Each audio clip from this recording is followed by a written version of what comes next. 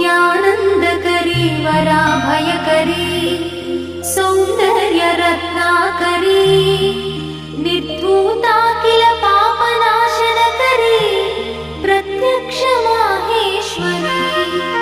प्राणेयाचलवंशपावनकरी काशीपुराधीश्वरी